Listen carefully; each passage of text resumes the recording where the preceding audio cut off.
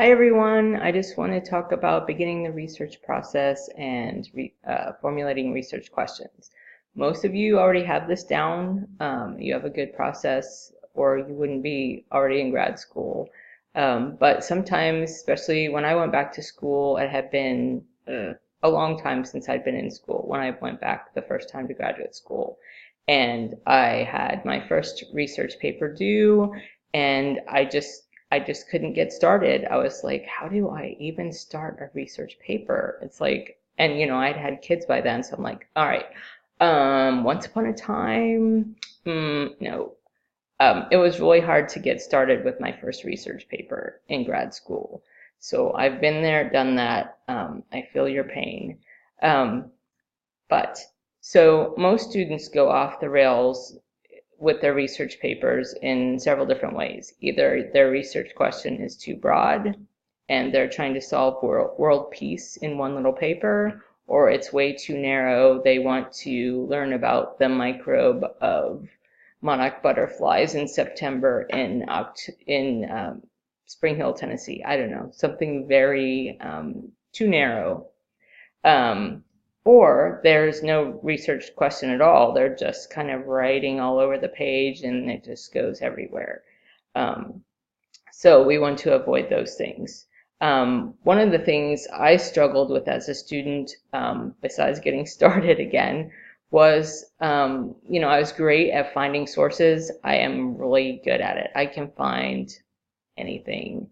Um, but uh, I'm in the databases and I'm finding articles, but I'm flitting from here to there. And the hardest part for me is to, after I find a good article, is to cite it immediately so that I have a record of it and I can find it again when I come back to it, when I read it again when I'm writing my paper. So that's one of the hardest parts for me. When I worked in an academic library, one of the things that I saw students do, and they actually came to me and they said to me, I have written my paper, but now I have to stick in a few sources. Can you help me? So, besides lecturing them, which I wasn't supposed to do, I was like, wow, that is not really a research paper then. If you already know everything about the topic that you're writing on, then you're writing an opinion paper, especially if you don't have any sources. You haven't done real research. Research is looking at what the professional literature says and engaging with it, with the ideas and inserting your own ideas and having a discussion back and forth. That is research. Um, so what do I want to say?